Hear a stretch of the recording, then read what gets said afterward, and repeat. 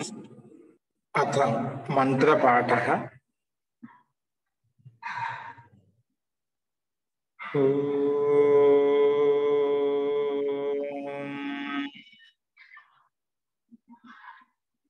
सहनावतु सहनौ भुनक्तु सह वीर्यं करवावहै तेजस्विनावधीतमस्तु मा विद्विषावहै।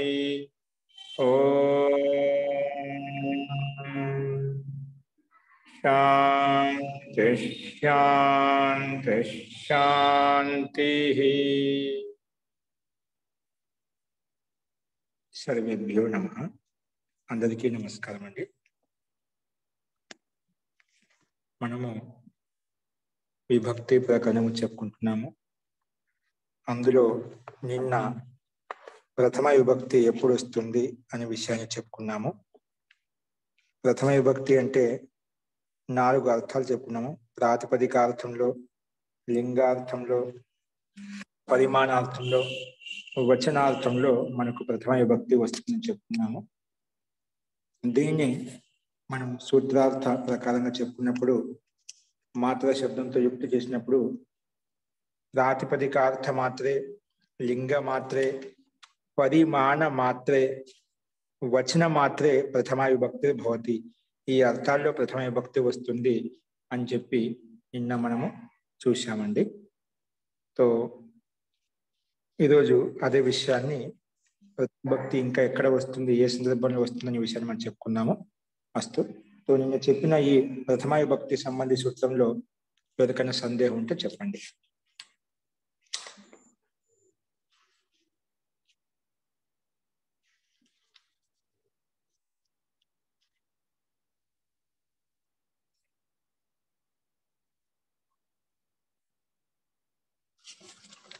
అస్తు. సో సూత్రం స్పష్టమైంది కదా అందరికైతే?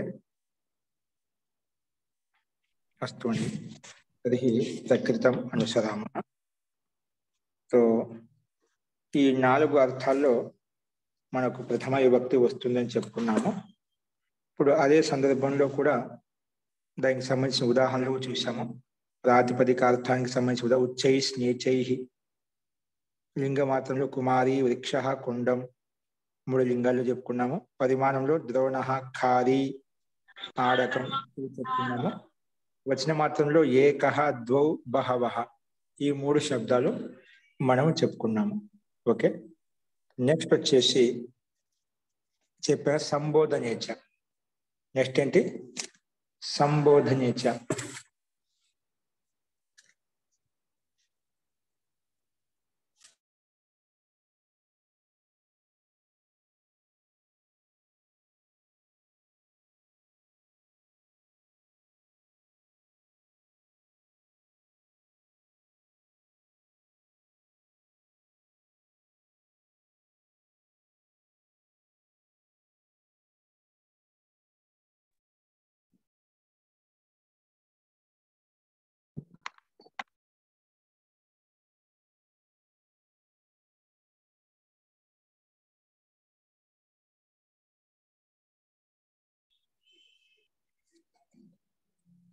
తో క్షమ్యతాం.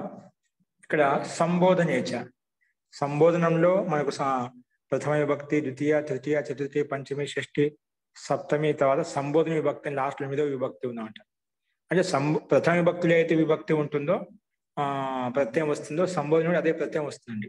అందుకే సంబోధన విభక్తిలో ప్రథమ విభక్తి 2 ఒకే విధంగా ఉంటాయి, రూపంలో తేడా ఉండదు. అందుకే చాలా మంది రూపాలు నేర్చుకునేటప్పుడు ప్రథమ విభక్తి తర్వాత సంబోధన విభక్తి చెప్పుకుంటూ ఉంటాం. ఎందుకంటే సంబోధన విభక్తి ప్రథమ విభక్తి వస్తున్నాడు, ప్రథమానే వస్తున్నాడు. అంటే సు ఔ ప్రథమ విభక్తిలో సు ఔ జస్ ప్రత్యయాలు వస్తాయి. ఏ విధంగా ప్రథమ విభక్తి సు ఔ జస్ ప్రకారంగా రామః, రామౌ, రామః తయారవుతాయో అలాగే సంబోధన విభక్తిలో కూడా సు ఔ జసే తీసుకొస్తాం. కాబట్టి కొంచెం మార్పులు ఉంటాయి. అదంతా ఎక్కువ శాతం ప్రథమ విభక్తి సంబంధించిన నియమాలే ఏవైతే ఉన్నాయో ఇక్కడ అవి వర్తిస్తాయి అన్నమాట. అందుకే సంబోధన విభక్తి ప్రథమ విభక్తి 2 ఒకే విధంగా ఉంటాయి, రూపంలో సామాన్యంగా దాదాపుగా ఒకే విధంగా ఉంటుంది. అస్తు. సో సంబోధన చేర్చ అందుకే మనం చూస్తుంటాం, రెండు ఒకే చోట చెప్తుంటాం అట. రామ రామో రామాహ, హే రామ హే రామో హే రామాహ. రెండు చాలా పుస్తకాలు అలా రాస్తుంటారు. సంబోధన విభక్తి ప్రతి విభక్తి రెండు ఒకటే కాబట్టి విభక్తి సమానంగా ఉంటాయి కాబట్టి అలా రాసిన తర్వాత ద్వితీయ విభక్తి కంటిన్యూస్, ద్వితీయ తృతీయ చతుర్థి పంచమి షష్ఠి సప్తమి కంటిన్యూగా రాస్తారు అనమాట. అస్తు అది కారణం ఎందుకంటే రెండు సమాన విభక్తులు ఉంటాయి కాబట్టి అలా చెప్తూ ఉంటారు. అస్తు. నెక్స్ట్ సూత్రం వచ్చి యహాసే ప్రథమాకి అనువృత్తి వస్తుంది. అంటే ప్రథమ విభక్తి ఇంకా ఎక్కడ వస్తుందంటే ఇప్పుడు ప్రాతిపదికార్థంలో, లింగార్థంలో, పరిమాణార్థంలో వచ్చిన మాత్రం ప్రథమ విభక్తి వస్తుంది. ఇంకా ప్రథమ విభక్తి ఎక్కడ వస్తుందంటే సంబోధనేచ.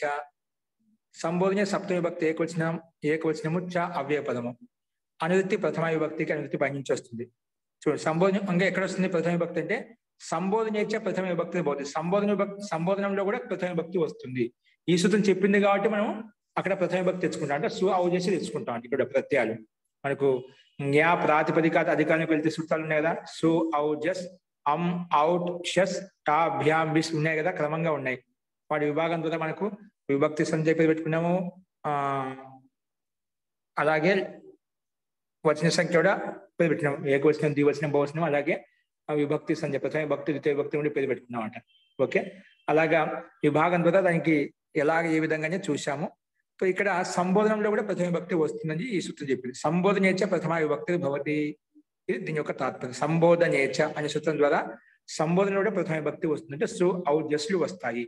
సో అదేవిధంగా ఉదాహరణ ఇచ్చారు, హే దేవదత్త, హే దేవదత్తౌ, హే దేవదత్తాహ, సు ఔ జస్ ప్రకారంగా దేవదత్త పక్కన సు తెచ్చుకుంటే దేవదత్త అయిపోయింది.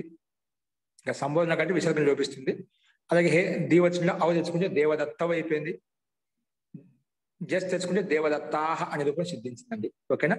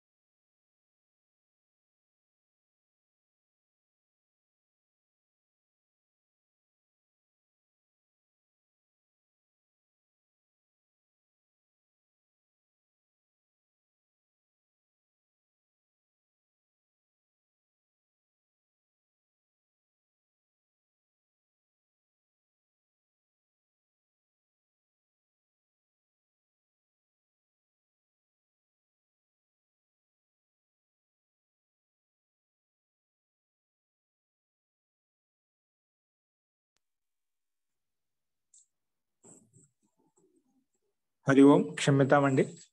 तो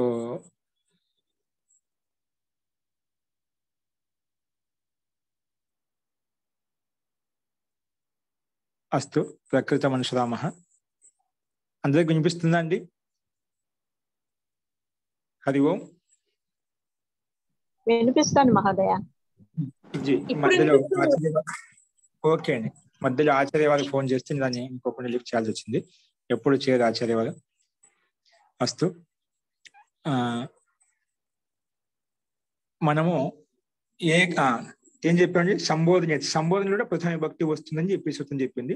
అందుకే హే దేవదత్త, హే దేవదత్తో, హే దేవదత్త ఈ ఉదాహరణలు మనం చెప్పుకున్నామండి. అస్తు, నెక్స్ట్ వచ్చేసి సామంత్రితం. రెండోది సామంత్రితం.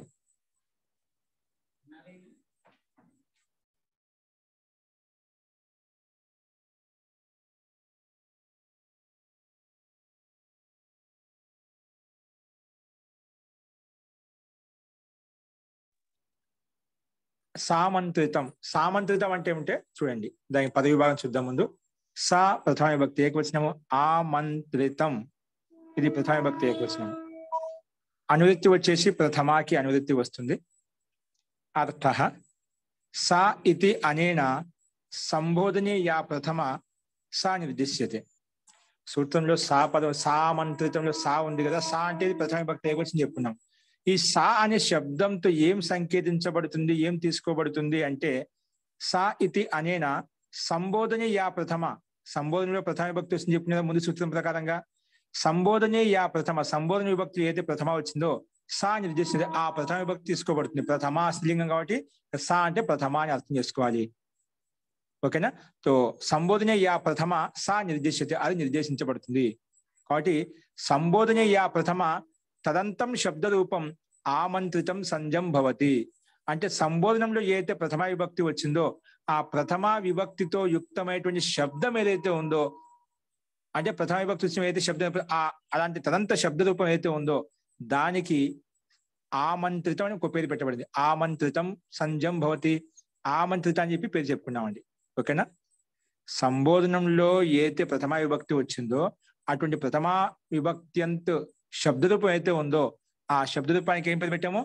ఆమంత్రిత సంజ్ఞ అని పేరు. ఆమంత్రిత అని ఒక పేరు పెట్టామండి. ఇప్పుడు ఏదో అంగ సంజ్ఞ, వృద్ధి సంజ్ఞ, గుణ సంజ్ఞ ఇలా పేరు పెట్టాం. అలాగా ఆమంత్రిత సంజ్ఞ అని పేరు పెట్టాం. ఎవరికి? సంబోధనలో ప్రథమ విభక్తి వస్తుంది కదా, ప్రథమ విభక్తి సు వస్తుంది. సు వచ్చిన ఏ విధంగా రూపం తయారవుతుందో ఆ రూపం చేత, అంటే ఆ శబ్ద రూపం చేత ఆ శబ్దరూపం ఏదైతే ఉందో ఆ శబ్ద రూపానికే మొత్తానికి సంపూర్ణ శబ్దానికి ఆ శబ్దానికి ఆమంత్రితం అని పేరు పెట్టుకుంటాం. ఓకేనా? సో అది ఇక్కడ చెప్పబడింది. సంబోధన యా ప్రథమ, సంబోధనలో ఏదైతే ప్రథమ విభక్తి ఉందో అలాంటి అదంత శబ్ద రూపానికి, అంటే ఆ ప్రథమ వచ్చిన ప్రత్యయం అయితే అటువంటి ఆ శబ్ద రూపానికి, అంటే ఆ ప్రథమ విభక్తి ఏదైతే అంతిమంలో ఉందో ఆ సంపూర్ణం శబ్దం దాన్ని తదంతం అంటాం. అలాంటి తదంత శబ్ద రూపానికి ఈ సూత్రము ఆమంత్రితం అనే పేరు పెడుతుంది. సూత్రంలో ఉంది సా అంటే ప్రథమ విభక్తి ఏదైతే ఉందో దానికే ప్రథమ విభక్తితో యుక్తమైనటువంటి శబ్దం ఏదైతే ఉందో దానికి ఆమంత్రితం అని పేరు పెట్టుకున్నాము అని ఈ సూత్రం మనకు చెప్తుందండి. ఓకేనా? అస్తు.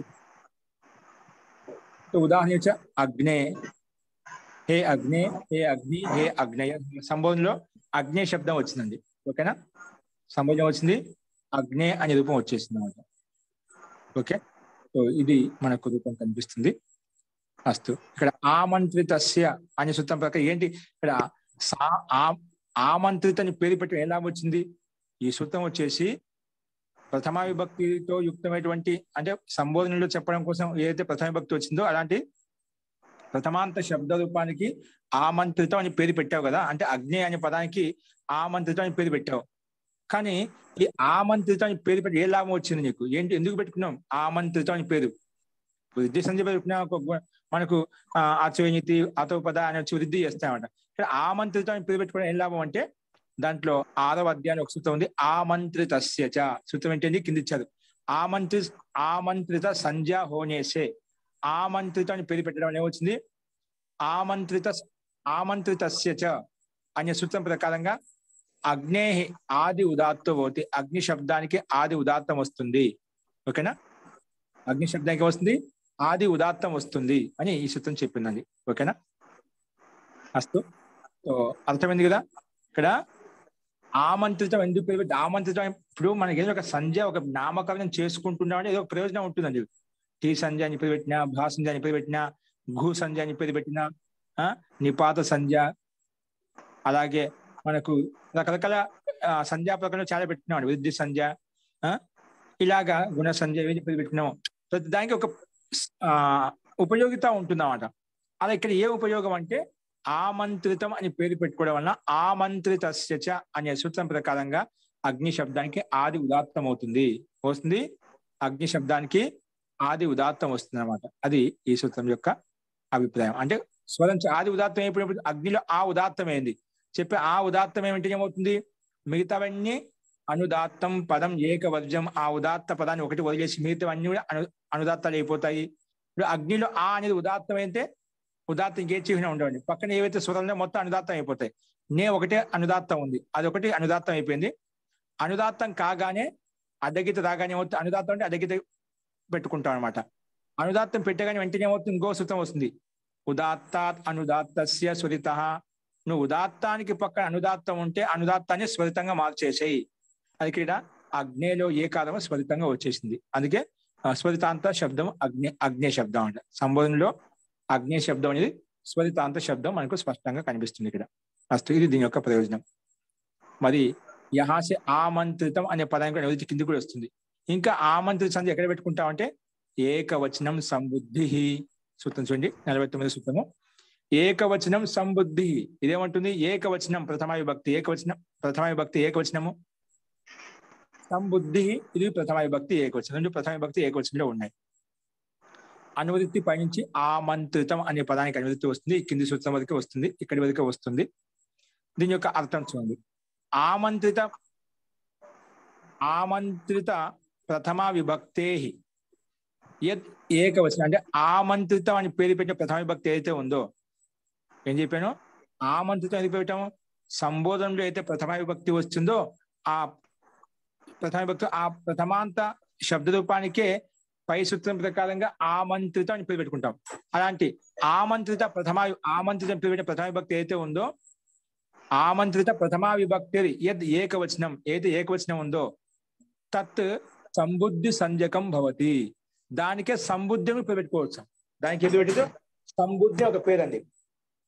సామంత్రితం ఏ విధంగా పేరు పెట్టామో అలాంటి ఏకవచనాంత ప్రథమా విభక్తిలో సంబోధనలో చెప్పడం కోసం వచ్చిన ప్రథమ విభక్తి ఏదైతే ఉందో అలాంటి శబ్దానికే శబ్ద రూపానికి ఏం పేరు వచ్చింది, సంబుద్ధి సంజ.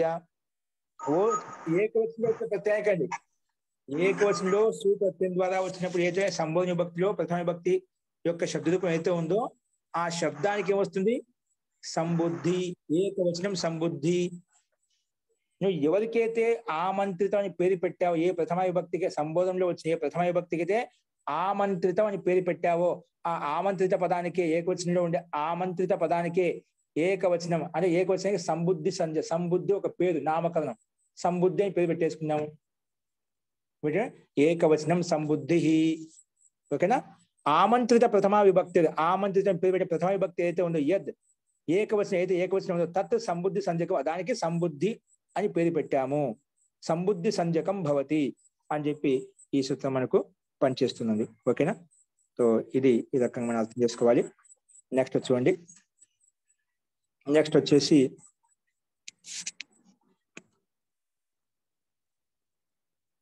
దీనికి ఉదాహరణ ఇచ్చారు అగ్నే. ఇగో సంబోధన విభక్తులు ఆమంత్రితం అని పేరు పెట్టేవారికి సంబోధనంలో వచ్చిన ప్రథమ విభక్తి పెడతామండి.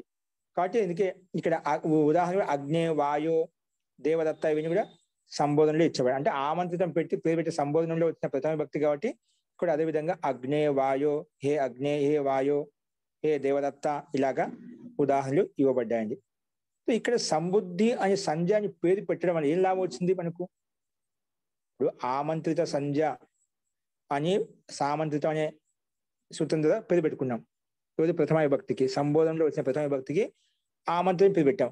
దానికి సూత్రం వచ్చి దానికి నేను ఏకవచన అలాంటి ఏకవచనానికి నేను సంబుద్ధి అని కూడా పేరు పెడతా అని పేరు పెట్టేసింది.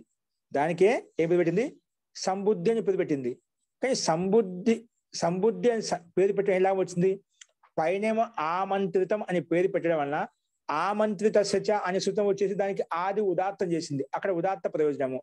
ఇక్కడ సంబుద్ధి అని పేరు పెట్టడం వల్ల ఏం ఉపయోగం, ఏం లాభం అంటే దానికి సమానం చెప్తుంది. సంబుద్ధి సంధ్యా హోనేసే అగ్నేవాయో ఈ సూత్రంలో హ్రస్వస్య గుణ ఏంటండి, హ్రస్వస్య గుణ సంబుద్ధి సంధ్యా పేరు పెట్టడం దానికి హ్రస్వస్య గుణ అనే సూత్రం వచ్చేసి హ్రస్వానికి ఇప్పుడు అగ్ని మూల శబ్దం అంటే అగ్ని శబ్దం, వాయువులో వాయు శబ్దం అంట. ఇక్కడ వాయులో ఉండే ఉకారానికి అగ్నిలో ఉండే ఇకారానికి గుణం చేశామండి. అంటే ఈకి గుణం చేస్తే ఏమవుతుంది, ఏ అయిపోతుంది, ఊకి గుణం చేస్తే ఏమైపోతుంది, ఓ అయిపోతుంది. అందుకే అగ్నే వాయు అని గుణం చేసినప్పుడు అవుతుంది ఓగా మార్పు, అందుకే అగ్నే శబ్దం వచ్చిందండి. ఈ సూత్రము గుణం చేస్తుంది. గుణం చేసిన బట్టి ఏమవుతుంది, పక్కన విసర్గం ఉంది కదా. ఇప్పుడు దేవదత్త సంబోధన ఉండండి, మూల శబ్దం దేవదత్త, దాని పక్కన సంబోధన అర్థంలో ప్రథమ విభక్తి సంబోధనం అర్థంలో సుప్రత్యయం వచ్చింది, సుప్రత్యయం వచ్చింది అంటే దేవదత్త సు వచ్చిన తర్వాత ఈ దీనికే ప్రథమాంతు దేవత శబ్దానికి సుప్రత్యయం ఏదానికి అందులో ఆ మొత్తానికి ఏమి పెట్టి సామంత్రితం ప్రకారంగా ఆమంత్రిత సంధ్యాన్ని పెట్టాం. ఆమంత్రిత సంధ్యాన్ని పెట్టగానే వెంటనే ఈ సూత్రం వచ్చేసి నువ్వు ఎవరికైతే ప్రథమా విభక్తితో సంబోధనలో వచ్చిన ప్రథమా విభక్తి యుక్తమైన దానికి ఆమంత్రితం పేరు పెట్టావు కదా, దానికి నేను సంబుద్ధి సంధ్య పేరు పెడతా అని చెప్పి సంబుద్ధి అని పేరు పెట్టింది. అంటే దేవదత్త ఈ స్థితిలో దేవదత్త శబ్దానికి సంబుద్ధి సంధ్య అని పేరు పెట్టింది. సంబుద్ధి సంధ్య పేరు పెట్టగానే వెంటనే హ్రస్వస్య గుణ అనే సూత్రం వచ్చేసి ఎవరికైతే సంబుద్ధి అని పేరు పెట్టావో అలాంటి హ్రస్వానికి నేను గుణం చేస్తాను. ఏం చేస్తాను, అలాంటి సంబుద్ధి పేరు పెట్టిన పదం ఏదైతే ఉందో, ఆమంత్రిత పదం ఏదైతే ఉందో దానికి నేను గుణము చేస్తాను అని చెప్పింది. అందుకే అగ్నిలో ఉండే ఇకారానికి వాయువులో ఉండే గుణం చేస్తే అయిపోతుంది, ఈకి గుణము ఏ అవుతుంది, ఊకి గుణము ఓ అయిపోతుంది. అందుకే అగ్ని శాస్త్రంలో అగ్నే వచ్చేసింది, వాయు స్థానంలో వాయో వచ్చేసింది అన్నమాట. మళ్ళీ పక్కన అగ్నే వాయు వచ్చి పక్కన సూ ఉంది, మా సూకి పరిస్థితి ఏంటి, ఆ సూ ఏమైపోతుంది అంటే దానికి పక్కన సూత్రం ఇచ్చారు 6వ అధ్యాయంలో సూత్రము ఏం హ్రస్వాత్ సంబుద్ధే. సంబుద్ధి పక్కల ఏంగ్ పక్కలో కానీ అంటే ఎంగంత హ్రస్వాత్ అంటే అటువంటి ఎంగ్ ప్రత్యయం అంటే ఏ కాలం కానీ ఓ కాలం కానీ ఉంది అంటే అటువంటి సంబుద్ధి ఎంగంత హ్రస్వ ఏవైతే ఉందో ఏం హ్రస్వ సంబుద్ధి సంబుద్ధి అని పేరు పెట్టి ఎంగంతం హ్రస్వం అయితే ఉందో దాని పక్కలో ఉండే సూకి లోపం అవుతుంది. అంటే ఏం హ్రస్వాత్ ఎంగంతాత్ హ్రస్వాత్ సంబుద్ధే, సంబుద్ధి అని పేరు పెట్టినటువంటి యంగ్ ఏదైతే ఉంది ఇక్కడ ఏంటి ఏ ఓ ఉన్నాయి మనకు, అగ్నిలో ఏ ఉంది, వాయువులో ఓ ఉంది. కాబట్టి ఈ ఎంగంత హ్రస్వానికి పక్కలో దానికి సంబుద్ధి అని పేరు పెట్టామంటే ఆ సంబుద్ధికి పక్కన ఉండేటువంటి సు ఏదైతే ఉందో దానికే లోపం అయిపోతుంది. ఏం హ్రస్వాత్ సంబుద్ధే అనే సూత్రం ప్రకారంగా పక్కన ఉండే సూకి దేవదత్త పక్కన ఉండే సూకి లోపం అవుతుంది. అలాగన్నిటిలో సంబోధన వచ్చిన హే రామ అంటాం కదా, అక్కడ ఎందుకు మనం చెప్పేటప్పుడు మీకు ఐడియా వస్తుంటాం అంటే శబ్దరూప చెప్పేటప్పుడు ప్రథమ విభక్తిలో రామ రామో రామాహ అంటాం, అలాగే సంబోధన విభక్తిలోకి వచ్చేసరికి ఏమవుతుంది హే రామ అంటాం. అక్కడ విసర్గం మింగేశాం, విసర్గం మింగ ఎలా వెళ్ళిపోయింది ఈ సూత్రం ప్రకారం ఏం హ్రస్వ సంబుద్ధేహి, దానికి ఏకవచనం సంబుద్ధి అని పేరు పెట్టాము. సంబుద్ధి అని పేరు పెట్టిన తర్వాత ఇది వచ్చేసి నువ్వు ఎవరికైతే సంబుద్ధి అని పేరు పెట్టావో ఆ సంబుద్ధి అని పేరు పెట్టిన శబ్దానికి పక్కన సు ఏదైతే ఉందో దానికి లోపం అవుతుంది అని చెప్పి ఈ సూత్రం చెప్పింది. అందుకే లోపం చేస్తాం. అప్పుడు హే అగ్నే, హే వాయు, హే దేవదత్త, హే రామ, హే కృష్ణ ఇలాగా విసర్గరహితంగా ఉంటుంది. ఓకేనా. అందులో దానికి హ్రస్వస్య గుణ ప్రకారం గుణం కూడా అయిపోతుంది. అందుకే అక్కడ ఏ కాలం వస్తుంది. ఓకేనా. ఇప్పుడు మీకు సంబోధన విభక్తి ప్రథమ విభక్తి ఎందుకు ఏ కాలం వచ్చింది అర్థమైంది అనుకుంటాను. ఈ గురు శబ్దానికి హే గురు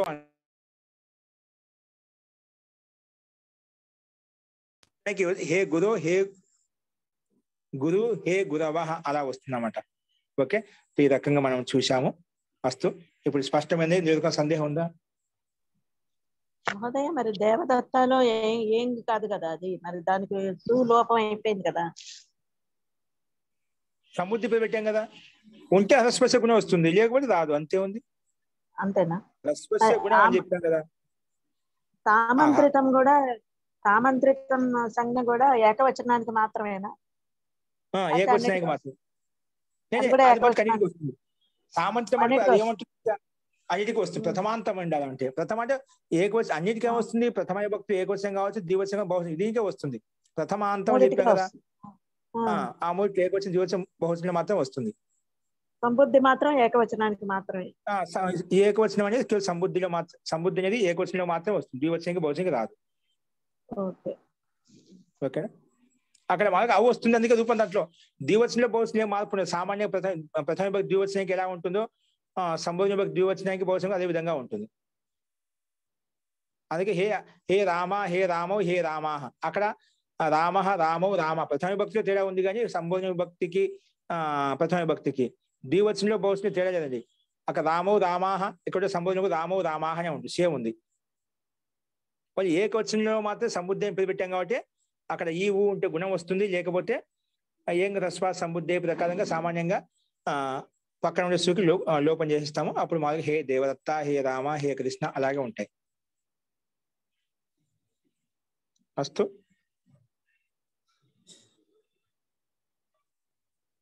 జీ అర్థమైందండి? అర్థమైంది మహోదయ. ఓకే అండి. సామంత్రితం అనేది నపుంసకలింగ పదాలకు, సంబుద్ధి అనేది పుంలింగ శబ్దాలకు అలా పెట్టుకోవాలి. దానికి సంబంధం లేదు. కేవలం ప్రథమ విభక్తి సంబోధనంలో ప్రథమ శబ్దం ఏదైతే ఉందో ఆ శబ్దాన్ని పక్కలో సంబోధనం చెప్పాలి. సంబోధనం అంటే దూరంగా ఆహ్వానించేటప్పుడు సందర్భంలో సంబోధన విభక్తి ఉపయోగిస్తాం. దూరంగా ఉండే వాళ్ళకి సంబోధన విభక్తి ఉపయోగిస్తాం. అలా సంబోధన అర్థం చెప్పడం కోసము శబ్దం చేత సుప్రత్యయం తీసుకొచ్చాం. సుప్రత్యయం తీసుకొచ్చిన కూడా ఆ సుప్రత్యయం దేనికైతే అంత్యంలో ఆ మొత్తానికి సామంత్రిత సూత్రం వచ్చేసి దానికి మొత్తానికి ఆమంత్రితాన్ని పేరు పెట్టేసి అంతేం లేదు. సంబోధనేచ్ఛ ప్రకారంగా సంబోధనార్థంలో శబ్దం చేత ప్రథమ విభక్తి వస్తుంది అని చెప్పింది. అది ప్రథమ విభక్తి తీసుకొచ్చాం. అగ్నిసు అని వచ్చిందన్నమాట. అగ్నిసు అని రాగానే ఆ అగ్నిసు అనే మొత్తం శబ్దానికి సామంత్రితం ప్రథమ విభక్తిలో ఉన్నటువంటి సామంత్రిత అగ్ని శబ్దం అయితే ఉందో ఆ మొత్తానికి సామంత్రితం అని పేరు పెట్టేశాను. సామంత్రం పేరు పెట్టగానే మళ్ళీ ఇంకో సూత్రం వచ్చి ఏకవచన సంబుద్ధి వచ్చేసి దానికే నేను సంబుద్ధి కూడా పేరు పెడతా అని చెప్పింది. సంబుద్ధి అని పేరు పెట్టగానే ఈ సూత్రం వచ్చి వెంటనే సంబుద్ధి పెట్టే కదా హ్రస్వస్య గుణం వచ్చేదానికి నేను గుణం చేస్తానని గుణం చేసింది. గుణం చేయగానే ఏ అయిపోయింది. తర్వాత ఏం హ్రస్వ గుణం చేయగానే ఎంగ్ వచ్చిందన్నమాట. ఏ అయిపోయింది కాబట్టి ఏం హ్రస్వ సంబుద్ధి వచ్చేసి సంబుద్ధిలో ఉన్నటువంటి ఏకారాంతం ఏదైతే ఉందో దానికి పక్కనే ఉండే సుకి లోపం చేస్తామని చెప్పి లోపం చేసింది. అక్కడ ఆమంత్రితాన్ని పేరు పెట్టడంలో ఆమంత్రిత సత్యప్రక ఆది ఉదాత్త ప్రయోజనము. ఇక్కడ సంబుద్ధి సంధ్యని పేరు పెట్టడంలో ఏ లాభం వచ్చింది? ఏం హ్రస్వ సంబుద్ధి ప్రకారంగా ప్రథమ భక్తి సూకి లోపం చేయడం, అది ప్రయోజనం అండి. సంబుద్ధి అని పేరు పెట్టి ఏం లోపం చేశాము? సూకి లోపం చేశాము. అక్కడ ఆమంత్రితాన్ని పేరు పెట్టి స్వరం చేసుకున్నాం, ఆది ఉదాత్త స్వరం చేసుకున్నాం అట. అది రెండింటికి ప్రయోజనం. అస్తు. ఓకే అండి. నెక్స్ట్ చూడండి, షష్ఠి శేషే. ఏంటండి షష్ఠి శేషే? ఏమంటుందంటే చూడండి, షష్ఠి ప్రథమ విభక్తి ఏకవచనము, శేషే సప్తమ విభక్తి ఏకవచనం అట. అర్థం ఏంటంటే కర్మాదీని కారకాని ప్రాతిపదికార్థశ్చ యత్ర నా వివక్ష్యంతే సా శేష. ఏం చెప్పండి? షష్ఠి ప్రథమ విభక్తి ఏకవచనము, శేషే సప్తమ విభక్తి ఏకవచనం అనమాట. దీని యొక్క అర్థం వచ్చి అనువృత్తి ఏం లేదు, ఇక్కడ డైరెక్ట్ గా అర్థం చెప్పబడుతుంది. కర్మాదీని కారకాని అంటే కర్మాదీని ఆది శబ్దం ఏది తీసుకున్నాం? కర్మ, కరణం, సంప్రదానం, అపాదానం, అధికరణం ఇవన్నీ తీసుకుంటామండి. సో కర్మాదీని కారకాని ఇంకా ప్రాతిపదికార్థ ఏదైతే ప్రాతిపదికం పెట్టాము అప్పుడు ప్రాతిపదికార్థ లింగ పరిమాణం వచ్చిన మాత్ర ప్రథమ విభక్తి వచ్చింది కదా, అది అంటే దేనికైతే ప్రాతిపదికం అని చెప్పాము. అంటే ప్రాతిపదికం యొక్క అర్థం అంటే ప్రాతిపదికస్య అర్థ ప్రాతిపదికార్థ అంటే ప్రాతిపదికం దేనికి పేరు పెడతాము? అర్థవంతమైన శబ్దానికి ప్రాతిపదికం పేరు. సో అర్థవంతమైన శబ్దానికి ప్రాతిపదికం పేరు పెట్టే సూత్రం ఏంటి? ఇదేం ప్రాతిపదిక ప్రథమ విభక్తి. దేనికైతే ప్రాతిపదికం పేరు పెట్టబడిందో దానికి ప్రథమ విభక్తి వచ్చిందన్నమాట. దాంట్లో ప్రథమ విభక్తి వచ్చింది చెప్పిందన్నమాట. కానీ ప్రాతిపదికం పేరు పెట్టింది ఎవరు? అర్థవద అర్థవద ధాతుర ధాతుర ప్రత్యయ ప్రాతిపదిక. ప్రాతిపదిక. ఈ సూత్రం ప్రకారంగా అర్థవంతమైన శబ్దానికి ఈ సూత్రం ప్రాతిపదిక పేరు పెట్టింది. అలాంటి ప్రాతిపదిక అర్థం కర్మాదీని కారకాని ప్రాతిపదికార్థ ఛేదానికి ప్రాతిపదిక పేరు పెట్టాము. దానికి ఎత్ర నా వివక్షంతే అంటే కర్మాది కారకాలు వివక్ష లేదో, ప్రాతిపదికార్థానికి అంటే ప్రాతిపదికం యొక్క అర్థానికి వివక్ష లేదో దాన్ని శేషం అంటాం. షష్ఠి శేషలో శేష శబ్దంగా ఏది శేషం అంటే ఏంటివి అంటే కర్మ కరణం సంప్రదానం అపాదానం అధికరణం కాకుండా అలాగే ప్రాతిపదికార్థ ప్రాతిపదికాల వివక్షం కాకుండా ఏవైతే మిగిలాయో దాన్ని శేషం అంటాం. ఏ మిగిలాయి అంటే ఇప్పుడు కర్మ విషయం చెప్పుకున్నాము, అలాగే కరణం చెప్పుకున్నాము, సంప్రదానం చెప్పుకున్నాము, ఆపాదనం చెప్పుకున్నాము, అధికరణం చెప్పుకున్నాము. ఓకేనా? ప్రథమ విభక్తులు చెప్పుకున్నాం. అన్ని చెప్పుకున్న తర్వాత ఇప్పుడు ప్రథమ విభక్తి ప్రాతిపదికార్థలో ఏది సందర్భంలో అది చెప్పుకున్నాం. ఇంకా మిగిలింది ఏంటండి? అన్ని చెప్పుకున్నాం. మిగిలింది షష్ఠీ విభక్తి కదా, ఆ మిగిలిన దాంట్లో షష్ఠీ విభక్తి పెట్టేసి కర్మ ఎక్కడ వస్తుంది చెప్పుకున్నాం. కర్తకు అత్యంత ఇష్టమైన దానికి కర్మ అని చెప్పాము. కర్తకు అత్యంత సాధనంగా ఉంటే దానికి కరణం అని చెప్పుకున్నాము. కర్త ఎవరైతే క్రియ ద్వారా సంతోషపడుతుందో దానికి సంప్రదాయం పేరు పెట్టాము. ఎక్కడి నుంచి వేరవుతుందో కర్త ఎక్కడి నుంచి వేరవుతున్నాడో ఎక్కడి నుంచి వేరవుతుందో దానికి అపాదానం పేరు పెట్టుకున్నాము. ఆధారానికి అధికారం పేరు పెట్టాము. అంటే కర్తకైతే ఆధారంగా ఉంది దానికి అధికారం పేరు పెట్టాము.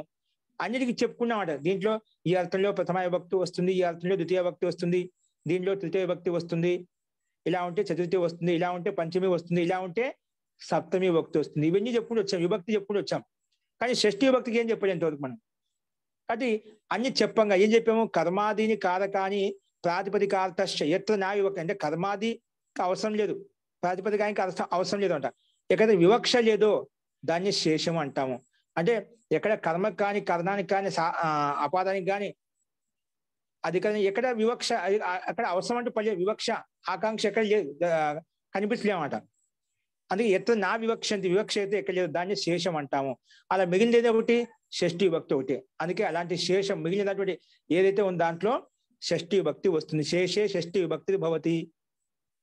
అన్ని చెప్పుకోగా మిగిలినది ఒకటే మిగిలినమాట. 8 విభక్తుల్లో సంబోధన విభక్తి ప్రథమ విభక్తికి అంతర్గతంగా వచ్చేస్తుంది. అన్ని చెప్పేసుకున్నాం. మిగిలిన ఏది ఉంది? మిగిలిన దాంట్లో షష్ఠీ విభక్తి ఉంది, దాంట్లో షష్ఠీ విభక్తి పెట్టుకో అని చెప్పుకున్నాం. ప్రథమ విభక్తి, ద్వితీయ విభక్తి, సంబోధన విభక్తి లాస్ట్ చెప్పుకున్నాం. అన్ని చెప్పుకుంటా వచ్చిందా చెప్పండి ఏముంది? షష్ఠీ విభక్తి చెప్పలేదన్నమాట. ఆ మిగిలిన షష్ఠీ విభక్తి వస్తుంది అని చెప్పి శేషే షష్ఠి విభక్తి భవతి అని చెప్పి ఈ సూత్రం చెప్తున్నది. అర్థమైంది? శేషం అంటే ఏమిటి? షష్ఠి శేషలు శేష శబ్దానికి తాత్పర్యం అర్థమైందా? కానీ కర్మాది కారకం ప్రాతిపదికాలు ఎక్కడైతే వివక్షత ఉండవో దాన్ని శేషం అంటాం. అలాంటి మిగిలిన ఏదైతే ఉందో ఒక్కదాన్ని షష్ఠీ విభక్తి పెట్టుకో అని చెప్పి చెప్పిందన్నమాట. కర్మ ఎక్కడ వస్తుందో చెప్పుకున్నాం. ఇలా అర్థాలు ద్వితీయ భక్తి పెట్టుకో, ఇలా ఉంటే ఒకసారి కర్మ తృతీయ భక్తి వస్తుంది, ఇలాంటి అర్థం తృతీయ వస్తుంది, ఒక్కోసారి 2, 3 భక్తులు పెట్టుకున్నామట. కానీ విశిష్టమైన అర్థం ఎక్కడ వస్తే ఎలా వస్తే చెప్పుకుంటూ వచ్చామట. కర్మార్థంలో షష్ఠి చతుర్థి కూడా వస్తాయి, తృతీయ చతుర్థి కూడా వస్తాయి. అలా మనం అన్ని భిన్న విభక్తి ఇచ్చాం. ఇప్పుడు సప్తమి భక్తి షష్ఠీ విభక్తి, కొంచెం షష్ఠి సప్తమి పంచమి కూడా వచ్చాయి కొన్ని చోట్ల అర్థ విశేషాన్ని బట్టి. అవి ఎక్కడ ఏ సందర్భం ఎలా వస్తాయని చెప్పుకుంటూ వచ్చాం. అన్ని చెప్పుకునే షష్ఠీ భక్తికి ఏం చెప్పలేదు, మిగిలింది ఒకటే మిగిలిపోయి. అందుకే శేష అంటే అన్ని చెప్పగా మిగిలింది ఏంటి? దాన్ని శేషం. ఆ శేషం ఏంటి? షష్ఠి. ఆ మిగిలిన షష్ఠీ భక్తి పెట్టుకో. మధ్య ఒకటేనా? ప్రథమ విభక్తి వచ్చింది, ప్రథమ ద్వితీయ తృతీయ చతుర్థి పంచమి వచ్చింది, సప్తమి వచ్చింది. ఇంకా మధ్యలో ఏముంది? ఒక విభక్తి పంచమి షష్ఠి ఒకటి మిగిలిందన్నమాట. మిగిలినది ఒకటే కాబట్టి దాన్ని షష్ఠీ భక్తి పెట్టుకో క్రమం మధ్యలో ఉండడానికి అని చెప్పి షష్ఠీ విభక్తి పెట్టుకున్నామంట. అందుకే సింపుల్ గా శేషే షష్ఠీ విభక్తి భవతి. ఏంటి శేషం అడిగినప్పుడు ఇది రాయాలి. కర్మాదీని కారకాని అంటే కర్మ కరణం సంప్రదానం అపాదానం అధికరణం అయితే ఉందో ఆ కారకాలు కర్మకారకము, సంప్రదాన కారకము, అధికరణ కారకం, కరణ కారకం, ఇవన్నీ ఈ కారకాలు. ఇంకా ప్రాతిపదిక అర్థ ప్రాతిపదికం యొక్క అర్థం అయితే ఉందో ఎత్ర నా వివక్ష అంటే ఎక్కడైతే వివక్ష లేదో సా శేష దాన్ని శేషం అంటాము అని చెప్పి ఈ సూత్రం మనం చెప్పినది. అలాంటి శేషంలో ఏ విభక్తి రావాలి? శేషం చెప్పుకోండి. దాన్ని ఏ భక్తి అంటే షష్ఠీ భక్తి వచ్చిందని చెప్పి సూత్రం ఏదో ఈ సూత్రం అండి. అర్థమైందా? షష్ఠీ భక్తి వస్తుంది అని చెప్పి చెప్పుకున్నారా? ఆ షష్ఠీ భక్తి పెట్టుకోవాలి. అది శేషం మాల అన్ని చెప్పుకునేది నేను చెప్పలేదు. విభక్తి కర్మ అంటే ఏమిటి, కర్ణం అంటే ఏమిటి, ఆ కర్మని పేరు పెట్టిందా, ఆ కర్మని ఏ భక్తి తెచ్చుకోవాలని చెప్పి నిర్ధారించలేదు. ముందు సంబంధం పేరు పెట్టాము. ఆ సంబంధం ఏ భక్తి పెట్టుకోవాలి? అది శేషం అని చెప్పావు. దాని ఏ విభక్తి వస్తుంది, షష్ఠీ విభక్తి వస్తుంది అని చెప్పి ఈ సూత్రం చెప్పింది. ఏ విధంగా కర్మని ద్వితీయ ప్రకంగా కర్మకారకం ద్వితీయ విభక్తి వస్తుందని చెప్పిందో, కర్తృ కర్మలో తృతీయ ప్రకారం కర్తలో కర్ణంలో తృతీయ విభక్తి వస్తుంది ఏ విధంగా ఆ సూత్రం చెప్పిందో, పంచమిలో అపాదనే పంచమి అపాదన కాలం పంచమి భక్తి వస్తుందని చెప్పి ఏ విధంగా సూత్రం చెప్పిందో, అలాగే షష్ఠీ భక్తి ఎలా వస్తుందని చెప్పి ఎవరు చెప్పారు, షష్ఠీ శేషే శేషే షష్ఠీ భక్తి భౌతని చెప్పి ఈ సూత్రం చెప్పింది. అందుకే అప్పటి నుంచి షష్ఠీ భక్తి అని చెప్పి మనం ఉచ్చరిస్తున్నామట. కానీ మనం సామాన్యంగా డైరెక్ట్ నేర్చు చేసుకుంటే దీనికి షష్ఠి ఎందుకు వచ్చింది, కర్మాన్ని ఎందుకు పేరు పెట్టాము, ఆ కర్మ ద్వితీయ భక్తి ఎందుకు వస్తుంది, కర్ణం అంటే ఏమిటి, కర్ణానికి తృతీయ భక్తి ఎందుకు వస్తుంది, దానికి మనం వివరంగా చెప్పుకుంటూ వచ్చామట. ఇలా ఉంటే ఈ భక్తి వస్తుంది, ఇలా ఉంటే దీనికి కర్ణం అంటాము, అలా అర్థం చెప్పుకుంటూ వచ్చామట. దాని ప్రకారంగా చూస్తే ఇది ఒకటి చెప్పలేదు, ఆ మిగిలిన దాన్ని షష్ఠీ భక్తి పెట్టుకో అని చెప్పి అది సంబంధాన్ని ద్యోతిస్తుంది, అలాగే సంబంధ కారకంలో షష్ఠీ భక్తి వస్తుంది అని చెప్పి ఈ సూత్రం మనకు ప్రస్తావించింది. అదేవిధంగా ఇక్కడ ఉదాహరణ ఇచ్చారు, రాజ్య పురుష, రాజు యొక్క పురుషుడు, కార్పాసస్య వస్త్రం అంటే పత్తి యొక్క వస్త్రము, కార్పాసం ఒక కాటన్ ఉంటుంది కదా, దాని ద్వారా తయారు చేసిన వస్త్రం అనమాట. వృక్షస్య శాఖ, వృక్షం యొక్క శాఖ. ఇక్కడ మనకి మిగతా ఏం అవసరం లేదు, ఇక ఆ సంబంధం చాలు. వృక్షం యొక్క శాఖ, రాజు యొక్క పురుషుడు, కార్పాసస్య వస్త్రము, కార్పాసం యొక్క వస్త్రము, అలాగా సంబంధాన్ని మాత్రం తెలియజేసామట. ఓకేనా. సో అందుకే ఇక్కడ మామూలుగా సింపుల్ అయిన షష్ఠీ భక్తి వచ్చిందండి. పత్తి యొక్క అంటే దారం యొక్క వస్త్రము, దాన్ని కార్పాసస్య వస్త్రం అని చెప్పి ఈ రకంగా చెప్పుకున్నాం. ఓకే. तो यहाँ से षष्ठी शेषे की अनुवृत्ति पाद के अंत तक जाए. ఇక్కడ నుంచి షష్ఠీ భక్తికి అనువృత్తి ఇంకా ఇక్కడ నుంచి ఈ అధ్యాయం ఈ పాదంలో ఈ అధ్యాయం రెండవ అధ్యాయం మూడవ పాదం నియత సూత్రంలో అంతవరకు లాస్ట్ వరకు షష్ఠీ గురించి ఇంకా షష్ఠీ భక్తి సంబంధంలో షష్ఠీ భక్తి వస్తుంది చెప్పావు కదా. ఇంకా షష్ఠీ భక్తి ఎక్కడే వస్తుంది అంటే ఎక్కడైతే మిగిలేదు సామాన్యంగా షష్ఠీ భక్తి వస్తుందా, షష్ఠీ భక్తులు విశిష్టమైన అర్థాలు ఉన్నాయా ఏమన్నా, అది ఇక్కడ చెప్తున్నామట. అందుకే యహాసే షష్ఠీ శేషే అనువృత్తి పాదకి అంత తక్కువ జాగి అంటే ఈ పాదానికి అంతిమ సూత్రం వరకు వస్తుంది. तथा जिन जिन सूत्रों में शेष अधिकार लगेगा वहां अनभिहित अधिकार नहीं लगेगा ऐसे जाने. ఇక్కడ ఎక్కడైతే శేష అనువృత్తి వస్తుందో అక్కడ అనభిహిత పైనుంచి అధికారం కూడా అనువృత్తి లాస్ట్ వరకు వస్తుందన్నమాట.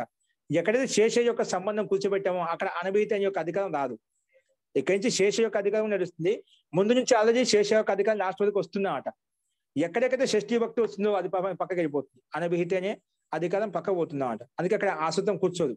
ఎక్కడైతే షష్ఠి అనేది లేదో శేషే అనే పదం లేదో అప్పుడు మాత్రమే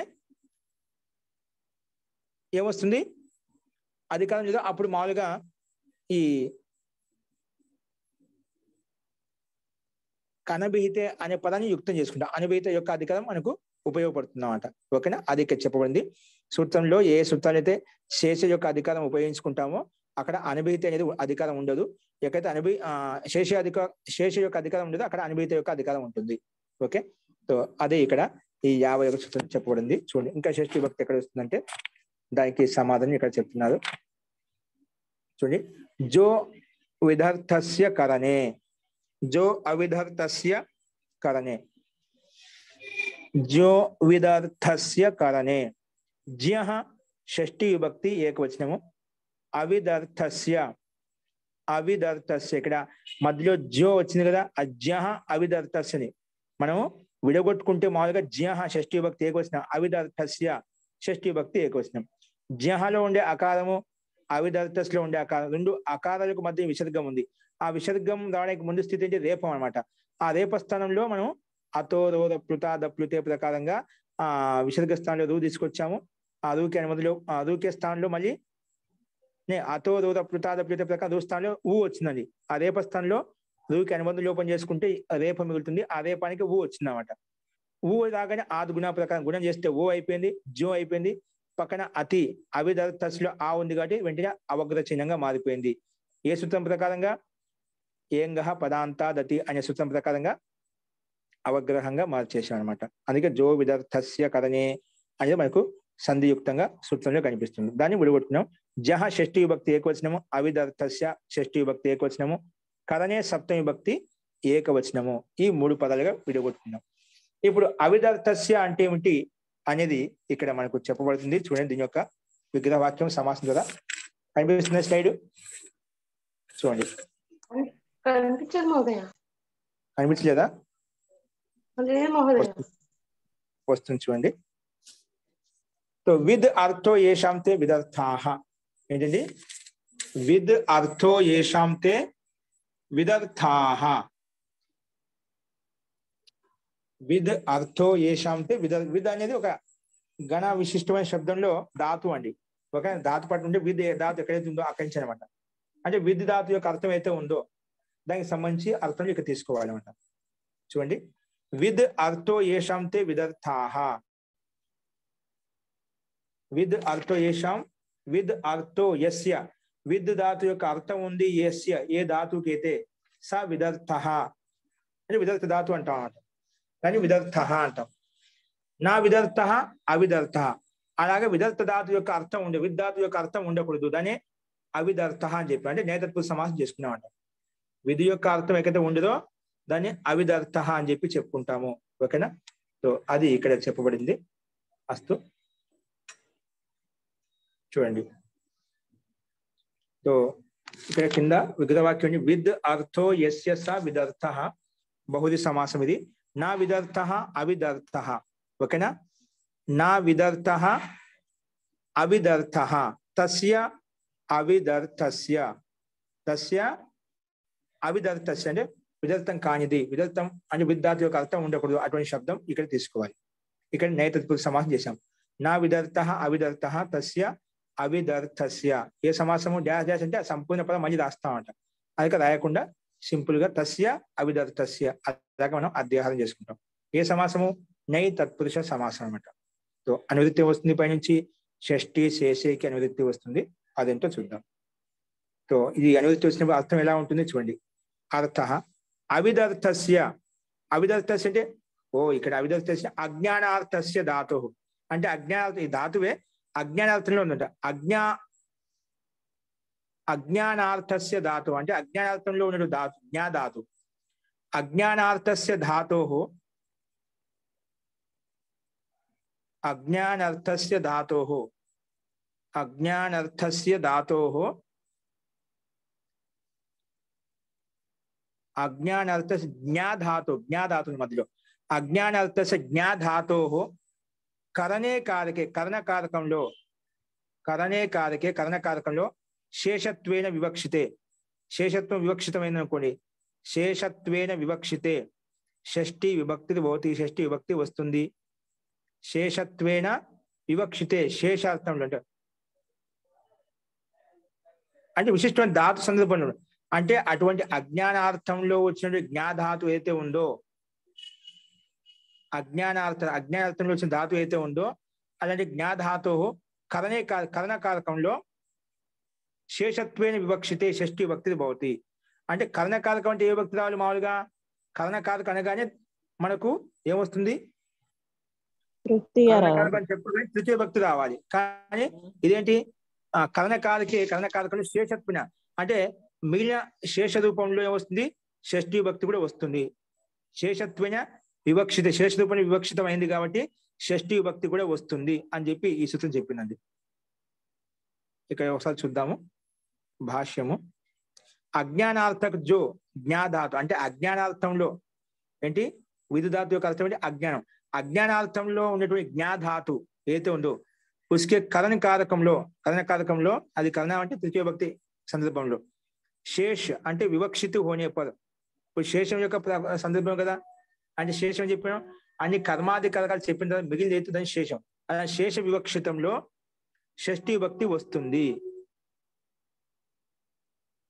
అంటే కర్ణకారకం తృతీయ భక్తి రావాలి. ఇక తృతీయ భక్తి రాకుండా ఒకే జ్ఞాధాతు ఉంటేనా, అజ్ఞానాలతో జ్ఞాధాతు ఉంటేనా అది కర్ణకారకం అయినప్పటికీ కూడా శేష వివక్షిత ప్రకారంగా శేష ప్రకారంలో ఉంది కాబట్టి అలాంటి అలాంటి సందర్భంలో షష్ఠి భక్తి పెట్టుకోవచ్చు అని చెప్పి సూత్రం నిర్ధారించింది. అర్థమైందా? మామూలుగా కర్ణకారకంలో ఉంది, దానికే శేషత్వ రూపంలో దీన్ని అజ్ఞాన పూర్వకు జ్ఞాధాతు ఉంటేగిన ఆ జ్ఞాధాతు వచ్చినప్పుడు అక్కడ అది కర్ణకారకంలో అర్థం ఉన్నప్పటికీ కూడా షష్ఠి భక్తి పెట్టుకో అని చెప్పి ఈ సూత్రం నిర్ధారించింది అన్నమాట. అందుకే అజ్ఞాన జ్ఞాధాతు ఏదైతే ఉందో కర్ణకారకంలో శేషంలో వివక్షితమైనప్పుడు షష్ఠి భక్తి వస్తుంది అని చెప్పి ఈ సూత్రం మనకు నిర్ధారించింది అన్నమాట. ఓకేనా? ఉదాహరణ వచ్చేసి సర్పిషో జానీతే, మధునో జానీతే, ఈ రకంగా రెండు ఉదాహరణలు మనకు కనిపిస్తున్నాయి. ఏంటి? సర్పిషో జానీతే, మధునో జానీతే. అర్థమైందా? तो शेषत विवक्षित होने पर षष्ठी विभक्ति वस्तुंदी। घी के कारण प्रवृत्ति हो रही है, घी के कारण प्रवृत्ति हो रही है, अथवा भ्रांति के कारण घी समझकर प्रवृत्ति हो रही है, అతః అజ్ఞానార్థ. ఒకటేంటి ఇక్కడ ఓ నెయ్యితో చేసిన మిఠాయి అని చెప్పి, నెయ్యితో శుద్ధమైన నెయ్యితో చేసినట్టు మిష్టానం అని చెప్పి దాంట్లో ప్రవృత్తం అవుతున్నాం. కానీ అలా లేకుండా మనకి నెయ్యి చేసింది, కానీ నెయ్యితో చేయబడింది చెప్పి మిథ్య అంటే అది నెయ్యి అనుకోని చెప్పి అజ్ఞాన వశంగా అది నిజంగా నెయ్యి అని చెప్పి అజ్ఞాన కారణంగా మనం తింటున్నామట. ఇప్పుడు బయట కనిపించే మిష్టాన్న పదార్థాలు కూడా నేతి మిఠాయి అంటుంటాం. అక్కడ నేతి మిఠాయిలు ఉంటే డాల్డా మిఠాయిలు ఉంటాయండి. డాల్డా తెలుసు కదా, ఆ డాల్డాతో చేసినటువంటివి ఆ మిష్టాన్నలు మిఠాయిలు ఉంటాయన్న. కానీ ఇక్కడ దాన్ని అజ్ఞానపూర్వకంగా నిజంగా నెయ్యితో చేసిన మిఠాయి అని చెప్పి దాన్ని కొంటున్నాను అనమాట. బయట కూడా చెప్పేవాళ్ళు శుద్ధ ఘీ అని చెప్పి చెప్పేస్తున్నాడు. నిజంగా శుద్ధమైన ఘీ అని దానికి శుద్ధమైన విశేషం పెట్టాల్సిన అవసరం లేదు. బయట శుద్ధమైన ఆవు నెయ్యి, శుద్ధమైన నెయ్యి అని చెప్పి శుద్ధ యాడ్ చేస్తామన్నమాట. ఏ శుద్ధంగా ఉందని శుద్ధం అని చెప్పడానికి అవసరం ఉందండి? అస్తు ఏదైనా కానీ అది ఆ సందర్భం వేరు. ఇక్కడ నెయ్యి అంటే నెయ్యి అని ప్రవృత్తుడు అవుతున్నా అన్నమాట.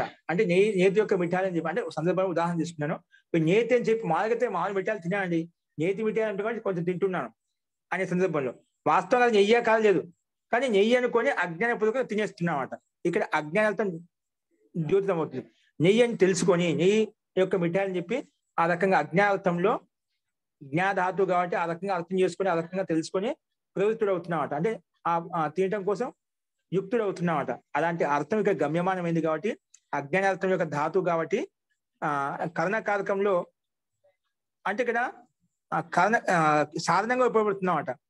కానీ సాధనలో మనకు సాధారణంగా తృతీయ భక్తి పెట్టకుండా షష్ఠీ భక్తి పెట్టబడింది, చెప్పబడింది. అది ఇక్కడ చెప్పారు. ఇక్కడ భ్రాంతికి కారణం భ్రాంతియుక్తంగా ఘీ సమజ్గా ప్రవృత్తి హో రహీ హే అత అజ్ఞానార్థ, ఇది అజ్ఞానములు కూడా అర్థం అనమాట. అంటే అకర్మకాచ్య అనే సూత్రం ప్రకారంగా జానీతేలో ఆత్మపదం వచ్చింది. ఇప్పుడు జ్ఞాధాతుకి ఆత్మపదంలో జానీతే అంటే జ్ఞాధాతు ఆత్మపదం వస్తుంది. ఎవరు చెప్పారు? అకర్మకాచ్య అనే సూత్రం వచ్చి జ్ఞాధాతు చేత ఆత్మపదం అవుతుంది అని చెప్పిందన్నమాట. ఇప్పుడు జ్ఞాధాతు చేత ఆత్మపదం అవుతుంది, కానీ ఆత్మపదంలో మాత్రమే ప్రతి తెచ్చుకోవాలన్నమాట. అందుకే ఆత్మపదం ప్రతి తెచ్చుకుంటే జానీతే అనే శబ్దం తయారైంది. అలాగే మధునో జానీతే, మధునా శబ్దం దానికి సంధి వలన మధునో అయిపోయింది అన్నమాట. మధునో జానీతే సరిపిషా శబ్దం షష్ఠీ భక్తి ఏకవచనంలో, అది సరిపిషో జానీతే. ఆ రకంగా 2 రూపాయలు చెప్పబడ్డాయండి. అస్తు చూడండి. तो अदेविधंगा उदाहरण इच्छबడింది. तो आत्मशेष सर्वत्र इसलिए कहते हैं कारक विवक्षाधीन होते हैं. కారకాలు ఏంటి? వివక్షాధీనంగా ఉంటాయి. కారకాలని కూడా వివక్ష ఆధీనంగా ఉంటాయి, కానీ సంబంధ కారకం మాత్రం వివక్షాధీనంగా ఉండదు అన్నమాట. సంబంధం సంబంధాన్ని మాత్రం తెలియజేస్తున్నమాట. 2 పదార్థాల మధ్య, 2 వస్తువుల మధ్య, 2 వ్యక్తుల సంబంధాన్ని ద్యోతిస్తుంది, కానీ అది ఇక్కడ వివక్ష అంటూ ఏదో ఉండేవాట. మిగతావి కర్మకారకం, కరణకారకం, సంప్రదాన కారకం, అపాదాన కారకం, అధికరణ కారకం ఏవైతే ఉన్నాయో ఇవన్నీ వివక్ష ఆధీనంగా ఉంటాయి. ఏదో వివక్ష ఆధీనంగానే మనకు విభక్తి నిర్ధారించబడుతున్నమాట. కానీ సంబంధం అనేది అలా కాదనమాట. అందుకే शेष सर्वत्र इसलिए कहते हैं కారకాన్ని వివక్షాధీనంగా ఉంటాయి, కానీ కిసి కారక వివక్ష నా హో అంటే ఎటువంటి కారకాన్ని వివక్ష లేదే ఇది షష్ఠి సంబంధ కారకము. అందుకే తब शेष की विवक्षित होने पर షష్ఠీ విభక్తి వస్తుంది. అంటే షష్ఠీ భక్తికి మన కిసి కారక వివక్ష ఎటువంటి కారక వివక్ష లేదు. మిగిలిన అన్ని కారకాలు వేరే కారకాల వివక్ష ఉంటుంది అన్నమాట. వేరే కారకాలకు వివక్ష ఉంటుంది, కానీ షష్ఠీకి మాత్రము ఎటువంటి వివక్ష ఉండదు. అందుకే ఎటువంటి వివక్ష లేదని ఏదైతే ఉందో అక్కడ షష్ఠీ విభక్తి వస్తుంది అని ఇది సూత్రం మనకు ప్రస్తావించిందండి. అస్తు ఈ రకంగా మనం ఈ సూత్రం చెప్పుకున్నాము. ఇందులో ఏదైనా సందేహం ఉందా? ఓకే అండి. ఇంకో సూత్రం చూడండి, లాస్ట్ని కాదు, ఇంకో సూత్రం చూద్దాము. అధిగర్త దయేషాం కర్మణి. ఏంటి? అధిగర్త దయేషాం కర్మణి. అధిగర్త దయేషాం షష్ఠీ విభక్తి బహువచనము, కర్మణి సప్తమి విభక్తి ఏకవచనం అండి. అనువృత్తి వచ్చేసి షష్ఠీ శేషి అనేది పైనుంచి అనువృత్తి వస్తుంది. చెప్పే కదా, ఎక్కడైతే షష్ఠీ శేషేకి అనువృత్తి వస్తుంది అక్కడ అనుభూతికి అధికారం ఉండదు అన్నమాట. అస్తు అర్థ అధిగర్త దయేషాం అంటే ఉంటే అది ఇక్కడ విగ్రహవాక్యం చెప్పుకుంటాం. అధిగ్ అర్థో ఏషాం ధాతునం అంటే అధిగ్ అర్థం ఉంది ఏషాం ధాతు ఏ ధాతులకైతే తే అధిగర్థాహ వాటిని అధిగర్థ ధాతులు అంటాం. తే అధిగర్థాహ అని చెప్పి చెప్పుకుంటాం. తే అధిగర్థాహ అని చెప్పి చెప్పుకున్నాం. కాబట్టి అధిగర్థాశ్చ దయశ్చ ఈట్ చ ఏం చెప్పాము? అధిగర్థాశ్చ దయశ్చ ఈట్ చ ఈ 3 పదాలు ఉన్నాయి. అధిగర్థ దయేషాంలో ఏ పదాలు ఉన్నాయి? అధిగర్థం ఉంది, అధిగర్థాశ్చ దయశ్చ ఈట్ చ ఈ 3 కలిపితే అధిగర్థ దయేష అయిపోయినాడు. అధిగర్థ దయా ప్లస్ ఈశ ఈ 2 సంధి చేస్తే దయేష అయిపోయింది. అధిగర్థ దయేష తేషాం అధిగర్థ దయేషాం. కాబట్టి ముందు బహుళ సమాసం చెప్పుకున్నాం. అధిగర్థో ఏషాం అధిక అర్థం ఉంది ఏ శబ్దాలకైతే ఏ ధాతులకైతే దాన్ని అధిగర్థ అని చెప్పుకున్నాము. అలాంటి అధిగర్థమే అధిగర్థాశ్చ దయశ్చ ఈడ్చ మొత్తం కలిపితే మళ్ళీ అధిగర్థ దయేష అయిపోయింది. తేషాం అధిగర్థ దయేషాం. ఇది బహుళీ గర్భ ద్వంద్వ సమాసం అని చెప్పి చెప్పుకున్నామట. అర్థం వచ్చేసి ఏంటి? అధిగర్థం అంటే అధిగ అంటే స్మరించడం అట. స్మరణార్థకంలో అధిగర్థ అంటే ఏమిటి? స్మరణార్థకం. స్మరించే అర్థం ఏదైతే ఉందో అది తీసుకోవాలి. అధిగర్థ అంటే స్మరణార్థక దయ ఈశ ఇత్యేతేషాం ధాతూనాం ఏంటివి? స్మరణార్థక అవదు దయ శబ్దము, అలాగే ఈశ దయ ఈశ ఇది ఏతేషం వీటి ధాతులు అధిగర్థ స్మరణార్థక ధాతు. అలాగే అంటే అది ఉపసర్గంతో యుక్తమైనది, అది ఉపసర్గంతో యుక్తమైనటువంటిది ఇక ధాతు. అది పూర్వక ఈక ధాతు. అందుకే అధిగ్ అని చెప్పి చెప్పుకున్నాడు విగ్రహ వాక్యంలో. అధి పూర్వక ఈక ధాతు. సో అధి పూర్వక ఈక ధాతు, దయధాతు, ఈశ ధాతు ఈ 3 ధాతువులు. ఓకేనా? సో అధిగర్త అధి ప్లస్ ఈక ధాతు యొక్క అర్థం ఏంటి? ఇక్కడ స్మరణార్థకం తీసుకున్నాం, స్మరించే అర్థమే తీసుకుంటాం. దయ ఇది కూడా భిన్నార్థంలో ఉంది. ఈశ ఐశ్వర్య. ఓకే, సో ఈ 3 ధాతులు ఉన్నాయన్నమాట. సో దయ ఈశ ఇత్యేతేషాం ధాతునాం ఈ ధాతుల యొక్క ప్రయోగంలో శేషే వివక్షితే శేషం వివక్షితమైనప్పుడు కర్మని కర్మకారకంలో షష్ఠీ భక్తి వస్తుంది. శేషే వివక్షితే కర్మని కర్మకారకం షష్ఠీ భక్తి అంటే కర్మకారకంలో అంటే కర్మ ద్వితీయ భక్తి రావాలి. కానీ ఈ సూత్రం ఏం చేసింది? ఎందుకంటే కర్మ అనగానే గత్తరి ధాతులు యొక్క కనిపిస్తున్నాయి ఇక్కడ. సో కర్మ అనగానే ఏం రావాలి? మామూలుగా షష్ఠీ భక్తి రావాలి. క్షమితం, కర్మ అనగా ద్వితీయ భక్తి రావాలి. కానీ ఈ కర్మార్థంలో ఏమొచ్చింది? షష్ఠీ భక్తి వచ్చింది. అందుకే ఈ 3 ధాతులకు మాత్రమే అండి, స్మరణార్థక ధాతు, దయధాతు, ఈశ ధాతు ఇది ఏతేషాం ధాతునాం ఈ ధాతులకు మాత్రమే శేష వివక్షితమైంది. కాబట్టి కర్మకారకంలో కూడా షష్ఠీ భక్తి వచ్చింది అని చెప్పి కర్మకారకం ద్వితీయ భక్తి రావాలి, కానీ షష్ఠీ భక్తి విధానం చేసింది అన్నమాట. అందుకే ఇక్కడ మాతుర్ అధ్యేతి, మాతు అధ్యేతి సంధి వల్ల మాతుర్ అధ్యేతి అయిపోయింది. మాతుర్ అధ్యేతి లేదా మాతు స్మరతి. అధ్యేతిలో అధిపులో ఈక ధాతు అండి. మాతుహులో ఇక్కడ అధిపు ఈక ధాతు యోగంలో వచ్చింది మాతు అని షష్ఠీ భక్తి వచ్చింది అన్నమాట. అలాగే మాతు స్మరతి మాతుని స్మరిస్తున్నాడు. ఓకేనా? అలాగే ఇప్పుడు అందుకే ఈ సందర్భంలో ఒక చెప్పానండి, మాతరం స్మరతి స్మరణార్థక ధాతులతో ద్వితీయ భక్తి వస్తుంది. ఖేదపూర్వకంగా ఉన్నప్పుడు సంతోషంలో ఉన్నప్పుడు మాతు స్మరతి అని చెప్పి చెప్పుకుంటామట. మాతుని స్మరిస్తున్నాడు.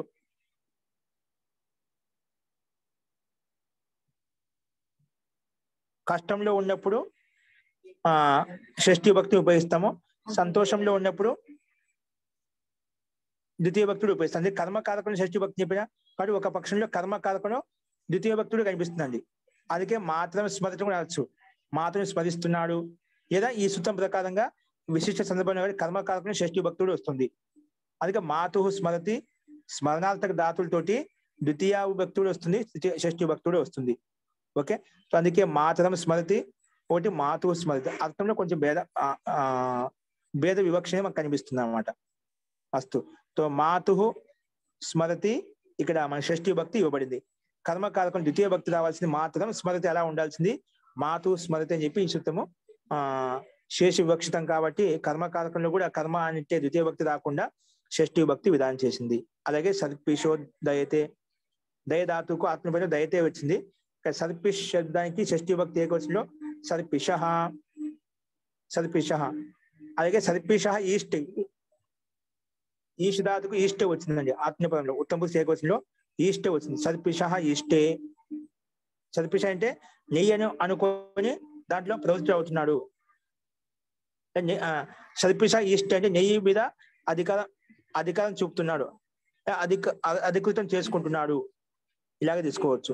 సర్పిషో దయతే, దయతే అంటే నెయ్యి ఇస్తున్నాడు. సర్పిషో దయతే అంటే నెయ్యి ఇస్తున్నాడు. మాతు స్మృతి, మాతను స్మరిస్తున్నాడు. మాతృ అధ్యేతి, మాతృ అధ్యేతి అంటే ఇక్కడ మాతను స్మరిస్తున్నాడు అని అర్థం తీసుకుంటాం. ఎందుకంటే స్మరార్థకంలో ఉంది ఈ ధాతు కూడా. కాబట్టి ఈ రకంగా మనం ఉదాహరణలు మనం చూసామండి. అస్తు. ఇందులో ఏదైనా సందేహం ఉంటే చెప్పండి. ఇవి మీకు కొన్ని కర్మలో షష్ఠీ భక్తి వచ్చింది, దీని అట్లా ఇస్తుంది, ఈ విభక్తి వస్తుంది. దాంట్లో ఒక్కోసారి మీకు అందరికీ అంత త్వరగా మీకు మనసులో కూర్చోకపోవచ్చు. కేవలం ఇది ఇక్కడ గుర్తుపెట్టుకుంటారంటే మన కర్మ అంటే ద్వితీయ భక్తి రావాల్సింది, ఈ సూత్రం షష్ఠీ విధానం కూడా చేసింది అని చెప్పింది. అది కూడా గుర్తుపెట్టుకుని చాలు. నిదానంగా ముందుకు వెళ్ళే కొద్దీ మీకు అన్ని అర్థం అవుతాయండి. కొన్ని మొత్తం ప్రకరణం అంతా అయిపోయిన తర్వాత మనకు అధిగతం అవుతుంది. వెంటనే మనకు అలా కాదన్నమాట. పూర్వపర ప్రసంగాలు ఇంకా పూర్తిగా తెలియదు కాబట్టి అది టైం తీసుకుంటుంది. ఓకేనా? కర్మకారకంలో ద్వితీయ రాకుండా ఈ సందర్భంలో ఎప్పుడు అధిపుడు ఎగు ధాతు ఉన్నప్పుడు, దయధాతు ఉన్నప్పుడు, ఈశ్ ధాతు ఉన్నప్పుడు ఈ మూడు ధాతుల యోగంలో మాత్రమే షష్ఠీ భక్తి వస్తుంది. వీళ్ళు అన్ని చోట్ల సామాన్యంగా ద్వితీయ భక్తే వస్తుందండి, దాని సందేహం లేదు. ఈ మూడు ధాతుల యొక్క సందర్భంలో మాత్రమే షష్ఠీ భక్తి వస్తుంది. కాబట్టి మీకు షష్ఠీ భక్తి కనిపించింది అనుకోండి కర్మకారకంలో వస్తే అంటే అర్థం కర్మకారకం యొక్క అర్థమే ఉంటుంది, కానీ విభక్తి షష్ఠీ భక్తి వస్తుంది. మాతను స్మరిస్తున్నాడు అని అంటామంట. ఓకేనా? సో ద్వితీయ భక్తి యొక్క అర్థంతో పాటు ఇక్కడ విభక్తి చేంజ్ అయిపోయి షష్ఠీ భక్తి కూడా వస్తుంది. షష్ఠీ భక్తి వస్తుందని చెప్పి ఇది మనకు చూపించాలి. ఓకే, అది కూడా గుర్తుపెట్టుకుని చాలు. ఈ సూత్రం ఏం పని చేసింది? ఈ మూడు ధాతులు వచ్చినప్పుడు అక్కడ కర్మని అంటే కర్మలో ద్వితీయ భక్తి ఉండాల్సింది, షష్ఠీ విభక్తి విధానం చేసింది అని చెప్పి మనం అర్థం చేసుకోండి. ఇది ఈ సూత్రం యొక్క అభిప్రాయము. అస్తు. ఇంకెవరికైనా సందేహం ఉంటే చెప్పండి. నెక్స్ట్ సూత్రం రేపు చూద్దామండి.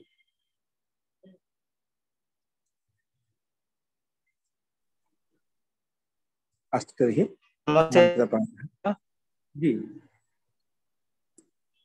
జీ లక్ష్మణ గారు చెప్పండి. జీ ఆచార్యజీ, నిన్న మనం చదువుకున్నాం కదా, నిన్న మనము 45వ సూత్రం చదువుకున్నాం ఆచార్యజీ. నక్షత్ర రూపి దాంట్లో మనకు నక్షత్ర శబ్దం ఎప్పుడైతే వచ్చిందో దాంట్లో నక్షత్రేణ యుక్త కాలహ అనే సూత్రం వచ్చేసి అన్ప్రత్యయ హోకర్, మళ్ళీ లుగ్ విశేష ఆ సూత్రం ప్రకారం అన్నికి లోపం చేస్తా ఉంటుంది మహోదయ. అవును. కానీ సూత్రము ఆచార్యజీ నక్షత్ర 2వ అధ్యాయంలో సూత్రం అందులో వాక్యం ఇచ్చారు ఆచార్య. ఆ సూత్రం కింద మీ వాయిస్ బ్రేక్, మీ వాయిస్ కట్ మళ్ళీ వస్తుంది. బాగా చెప్తారు. మీ వాయిస్ కట్ వేస్తుందండి. అందరికి వినిపిస్తుందండి ఏమన్నా? జీ వారి ప్రశ్న అర్థమైంది ఎవరికన్నా? వాయిస్ బ్రేక్ అయిపోతుంది మహోదయ, అర్థం కాల. వాయిస్ క్లియర్ గా లేదు, వాయిస్ క్లారిటీ లేదు మహోదయ. నక్షత్రేణాలు అణుప్రత్యయం వచ్చింది, అది లుప్ అయిపోయింది అని అంతవరకు అర్థమైంది. ఇంకా ఆ తర్వాత అర్థం కాలేదు మహోదయ. ఒకసారి మళ్ళీ చెప్పండి లక్ష్మణ్ గారు. లక్ష్మణ్ గారు మళ్ళీ ఒకసారి ట్రై చేయండి. నిన్న చెప్పు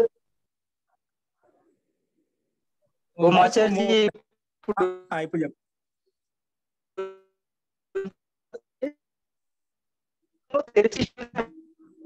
జీ మళ్ళీ వస్తున్నావు మాట్లాడేటప్పుడు భాషార్థ జీ ఆచార్య సిగ్నల్ ప్రాబ్లం ఉందన్న అనుకుంటా ఆచార్య. జీ అయితే ఒకసారి మరి రేపు ఒకసారి ప్రస్తావన చేయండి మరి. ఓకేనా? రేపు ఒకసారి గట్టిగా అడిగా మళ్ళీ. ఓకేనా? లేదా ఒకసారి ఫోన్ మనకు అది అందరికి ఉపయోగపడితే మళ్ళీ పాఠం తీసుకుందాము. తర్వాత ఒకసారి మీరు ఫోన్ చేయండి, ఓకేనా? శుద్ధనాయకుడు అలాగే ప్రశ్న ఆచార్య. చూసి మళ్ళీ రేపు ఆ విషయాన్ని ప్రస్తావించుకుందామండి. అస్తు. అలాగే ఆచార్య. మంత్రపాఠ.